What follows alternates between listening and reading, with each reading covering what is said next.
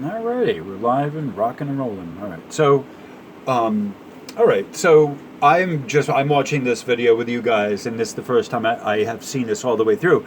But I have heard him talk about these very same topic. I've heard him say some of this, not all of it, but some of the more later stuff where he talks about the constants and looking up the history of the constants.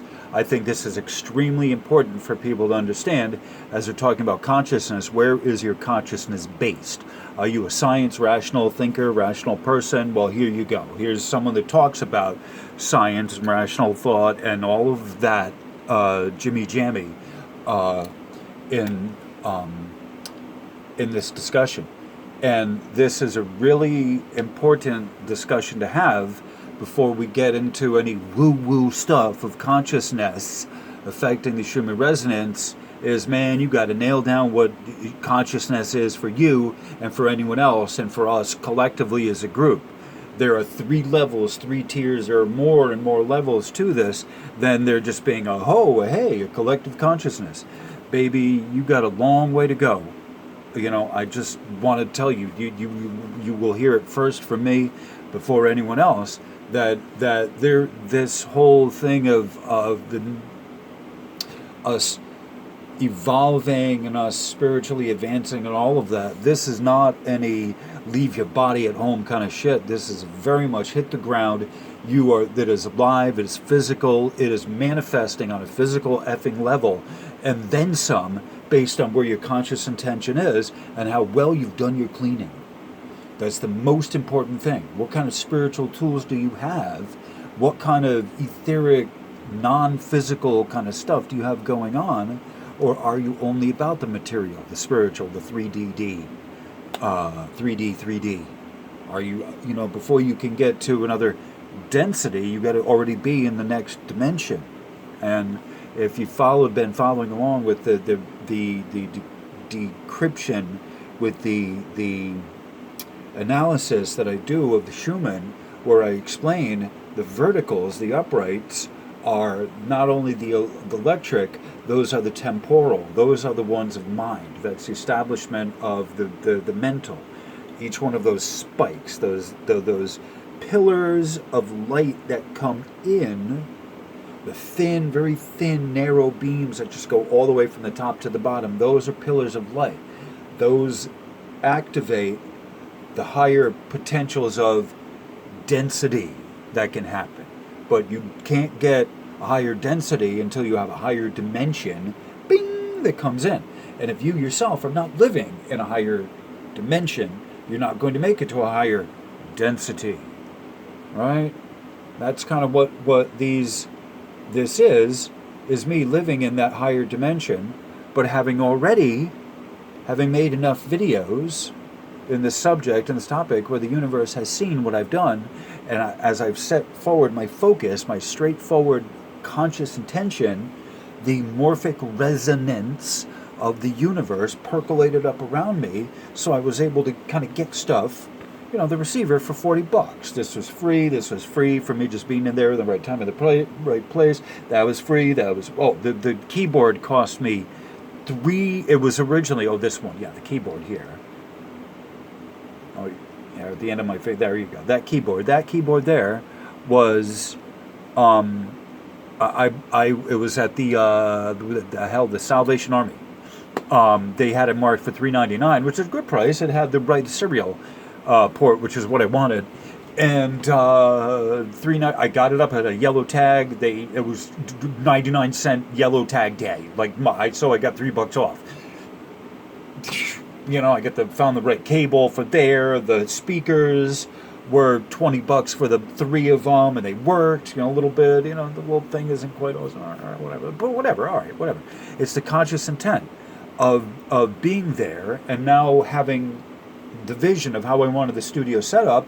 It's here. So even though this is a live, and as I'm doing it, it's a live video.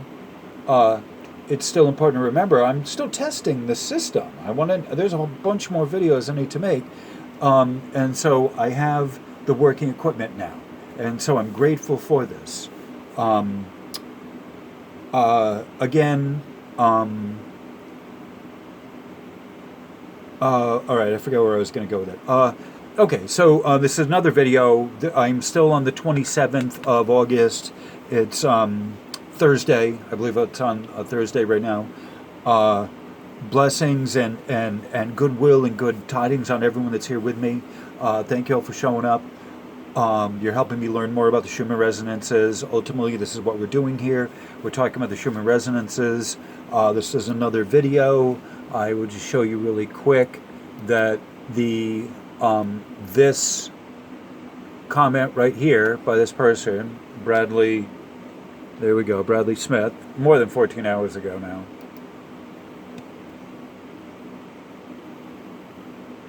Yeah. Oh, 18 hours ago. All right. Oh, it's got a reply. Oh, thank you. Wow. All right, so Bradley, thank you. Oh, wow, I'm blown away for lost for words. My punctuation is terrible. Humility is a rare trait. I don't think normally I'm different. Sometimes I don't make sense, but I appreciate your wisdom and thanks for the heads up. Love to you, Vert. Yeah, the heads up. Okay, there you go. So we are talking about, I'm giving a full, complete answer to this question here, more than you realize right here, right now, Bradley, because I'm making these and I haven't even posted them yet. So because it's a wonderful question for you, thank you very much. I needed to respond to this. Okay, not even close. All right. So before going back into the video, I had wanted to give the quick introduction of what we're doing here. This is part 4 of Rupert Sheldrake, or part 4 of this video series, or I forget what. But again, even though this is a system test, I have, I want to produce some content so that while Wage's world is down for repair, our hearts are with him, whatever, people have their physical life, people have to live, and it's difficult for me to make videos and keep up with this. Today's a good day, but not every day is, and sometimes you got to work. And so I'm sure he, like everyone else, Wage's World / Mark, our heart goes out to him, and we miss you, we love you, but it doesn't mean anything's wrong. Everyone keep your resonant vibrations up.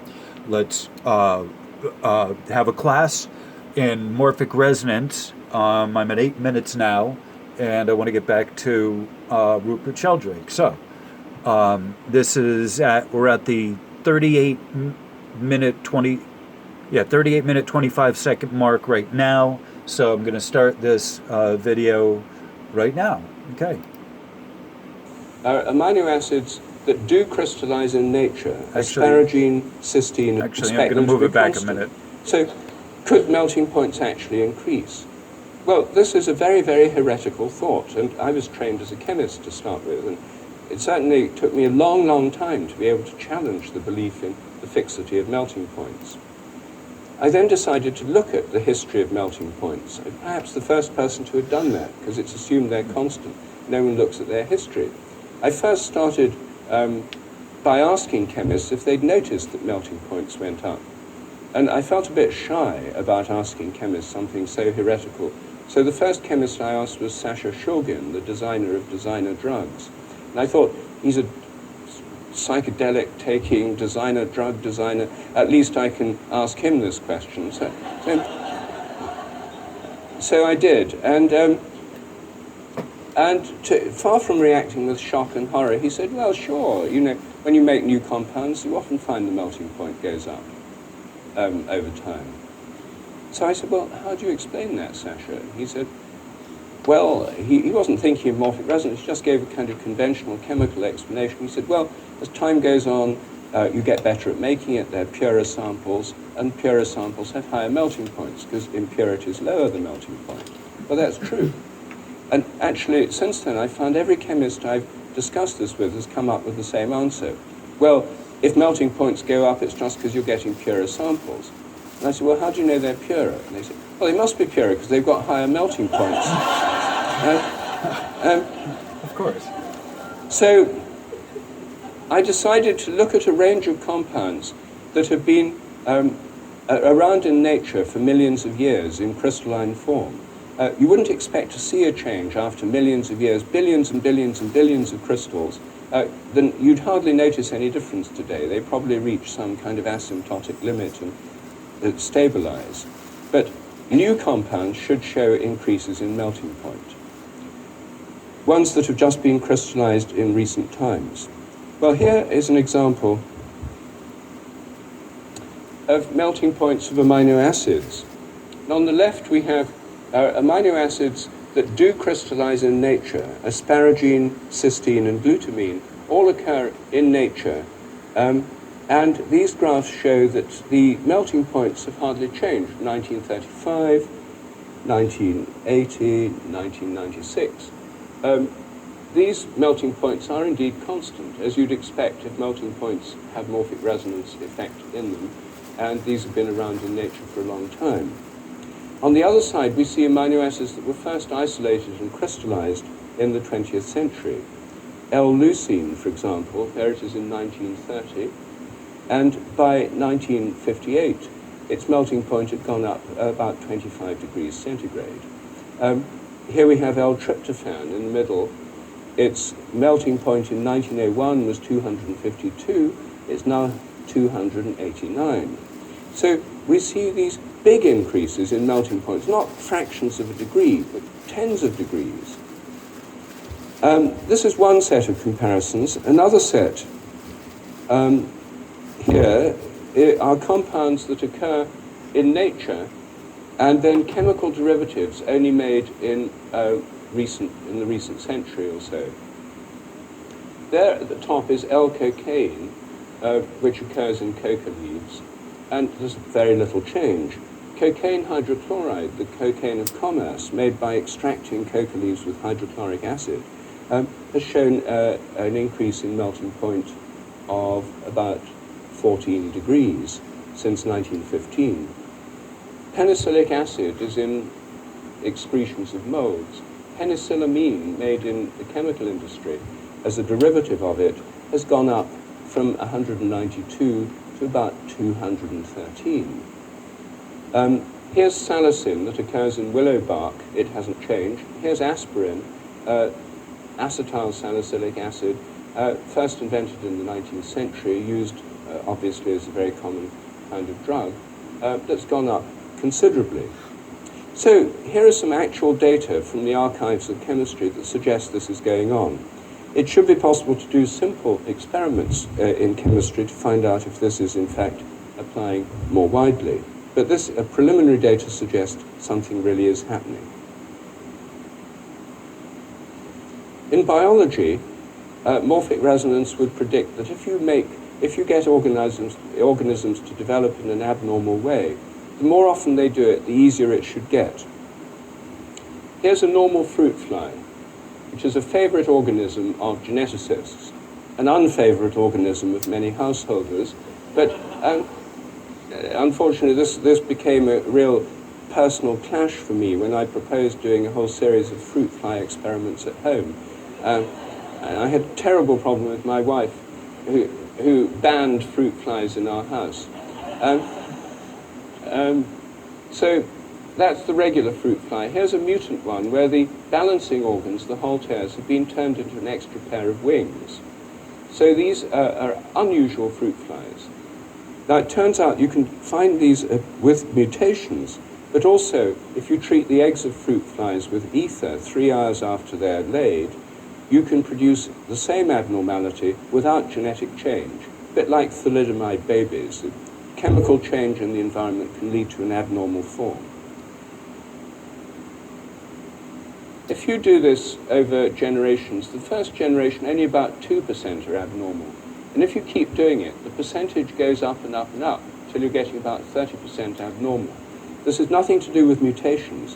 It shows that by acquiring a characteristic by an environmental influence, it becomes more likely to happen again. You stop giving them the ether, and the abnormal ones go on being produced in a declining rate over many generations. This is a fascinating finding. It goes against the findings of regular genetics. It's not what you'd expect. But even more surprising is that in this particular experiment, after the 10 generations had been going on, a fresh batch of flies were treated with ether. In the first generation, instead of 2% being abnormal, it was 10%. The second generation, instead of 5%, it was 20%. So it was getting easier and easier for this abnormality to appear. This is what you'd expect with morphic resonance. The same applies to behavior. If rats learn a new trick in Seattle, it should get easier for rats all around the world to learn the same trick. Just by morphic resonance. They don't need to know about the rats in Seattle. They don't need to squeak to them over the telephone. There doesn't need to be any kind of normal communication. There's a kind of collective memory building up. It turns out that people have actually observed this effect. At experiments carried out at Harvard on rats, it was found that rats could be trained to escape from a water maze. The first generation found it very hard to escape. It took hundreds of trials before they discovered. The next generation, it got easier and easier. They made fewer and fewer errors. This suggested that they could inherit something their ancestors had learned. This is one of the big heresies in biology, Lamarckian inheritance, the inheritance of acquired characters. Not supposed to happen. In fact, it does. And in these Harvard experiments, they were very controversial. And people said, well, obviously it must be genetic selection because in each generation they must have taken the parents that learned smartest, that learned quickest as the generation parents of the next generation. So there must have been unconscious genetic selection for smarter rats. So the person who was doing this, William McDougall, professor at Harvard, said, okay, we'll do it, and we'll do it again, but this time we'll select as the parents of the next generation the most stupid rats. So they should make more and more errors in each generation, according to that theory. In fact, these are the number of errors, and as you see, the number of errors fell dramatically over time with generations of stupid rats. They should have been going the other way. In fact, the stupid rats were finding it easier and easier to learn this, to escape from this maze. It was so controversial, people tried to repeat it, and they did so in Scotland and in Australia. The Scottish and Australian rats took up more or less where the Harvard rats had left off, and they showed the same effect. But the Australians they got another batch of rats, and in each generation tested rats whose parents had never been exposed to the water maze. They were getting better too. So it couldn't have been a genetic change. So everyone heaved a sigh of relief and said, oh, it's nothing to do with modifying the genes. Oh, standard genetic theory is fine.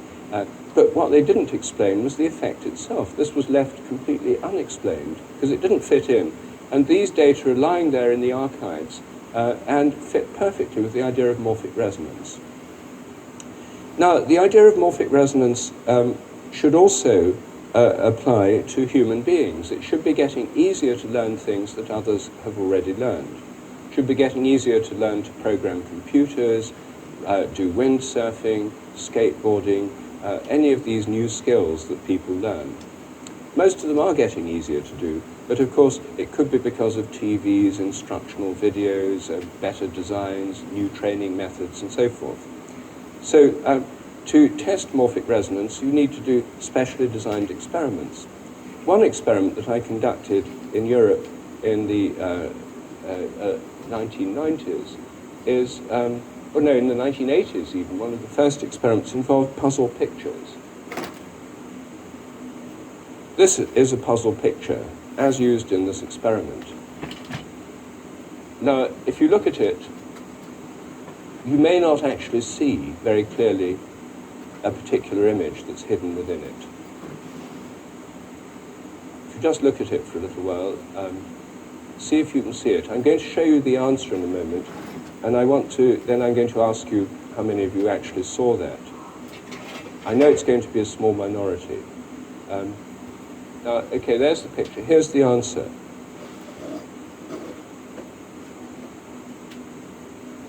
There's the picture again. Now, how many people got that first time round? Thank you. It's about, I should guess, about 5%. Well, what we did, we had two pictures like this. We showed one of them on British television to 8 million people and melted the puzzle picture into the answer and back again, so 8 million people got it. Meanwhile, we tested people in Germany who couldn't see British television. And with the two puzzle pictures, the control and the test one, we found that people in Germany found it easier to recognize the test one after millions had seen it in Britain, but not the other one. So this is one of the various experiments that have been done directly to test morphic resonance. Another kind of experiment you've just done, that involves words. Each word has a kind of morphic field. When you read a word, you have a kind of gestalt, a pattern, a form.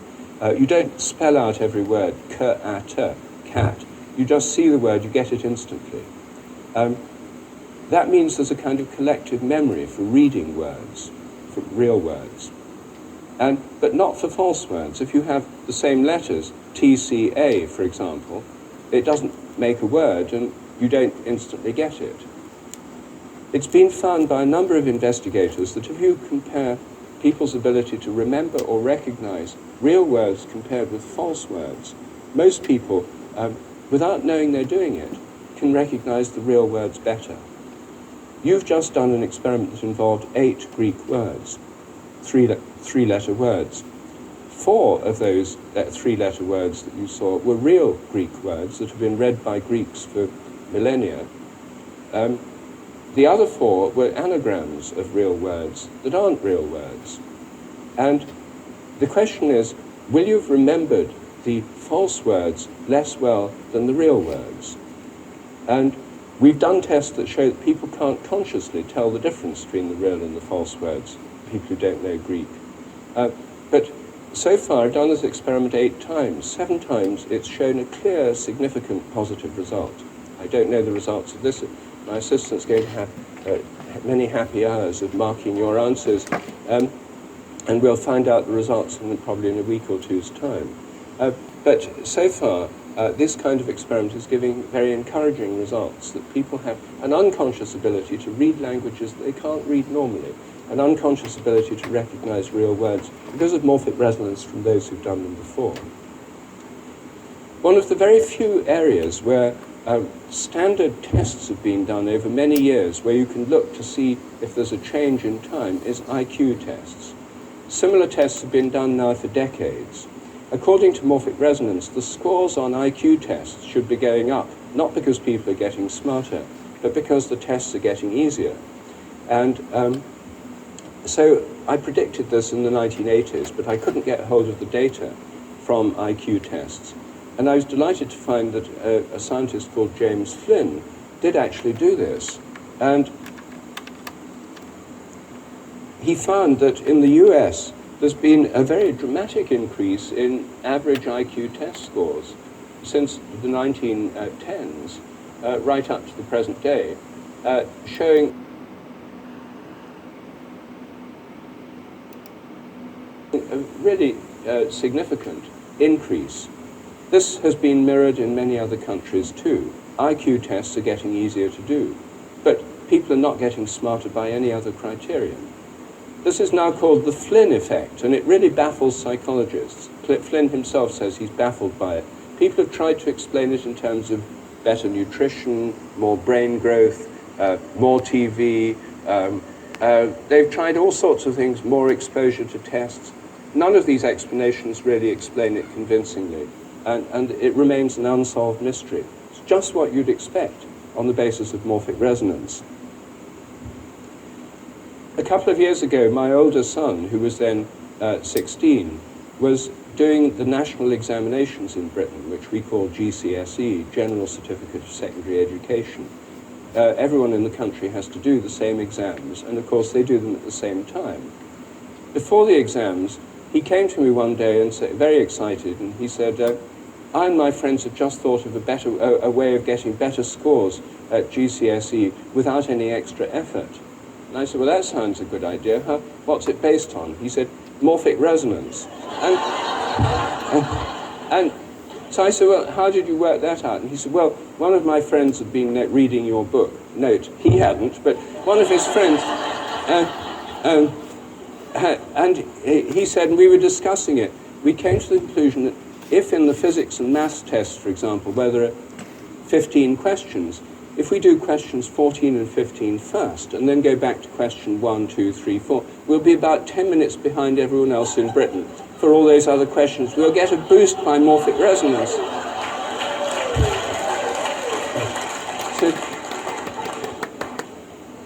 So I said, well, that's a good idea. And I said, well, there must have been some skeptics in your group of friends. And he said, yes, somebody said, what if morphic resonance doesn't really happen? And so we concluded that if it doesn't really happen, we wouldn't lose anything, but if it does, we'd gain something. So they actually did it. They all did very well, but they're probably smart in the first place. But it turns out this is a very good way of testing it. It also turned out an old friend of mine from Cambridge was in charge of science examinations in Oxford and Cambridge Examination Board. I tried to persuade him to alter the order of the questions for small subsamples of the population to test morphic resonance, to turn our national science exams into a vast morphic resonance experiment. He was intrigued by the idea, but in the end felt he couldn't risk his career on something so controversial. It turns out that in Holland, all exams are done with people at alternate desks have papers in different questions in a different order, A and B forms of the questions. So one lot do questions 1 to 8 and then 9 to 16. For the other lot, 9 to 16 are called 1 to 8, and then 1 to 8 are called 9 to 16. So people at adjacent desks can't copy from each other. That means in Holland they've already got a huge database of exam results that could be used to test this theory. And a colleague of mine at Amsterdam University, Dick Beerman, has already looked at some of their university exam results and found that in 7 out of 8 papers, morphic resonance, the morphic resonance prediction has come true. There were higher hit rates, higher success rates when people did questions later than earlier. They're now, at this moment, examining dozens more papers from results from Dutch examination papers to see if this effect shows up. This also applies to crosswords. It should be easier to do the New York Times crossword from tomorrow, than it was today. And some tests have been done to test this with positive results. So this is a very testable theory. It leads to the idea of collective memory, and the idea of a collective human memory is, of course, not a new one. It's been around for a very long time. Jung, the psychologist, suggested we all tap into a collective memory. And I'm saying the same thing, only I'm saying it's just part of the way the whole of nature is, the way all species are, not just the way that humans are. There's one final implication that's particularly mind-boggling. Well, there's many implications. I only have time to mention one of them. And that is this. If morphic resonance depends on similarity, and we have a kind of collective memory from past members of the human species, then the first point is we'll have a more specific memory from people who are more like us, members of our own families, for example, and our ancestors. So there'll be a more specific memory from our ancestors. But then if you ask, well, who in the past is most similar to me? The answer is me. Each of us is more similar to ourselves in the past than to anybody else. That means that the most specific morphic resonance acting on any one of us is going to be from our own past. This self-resonance means that we can resonate with ourselves in the past, and our memories can be transferred by morphic resonance from our own past. I'm suggesting that memories are not stored in the brain, as commonly assumed, but rather occur through self-resonance with our own pasts. I'm almost out of time. It's flashing right now, so I'm going to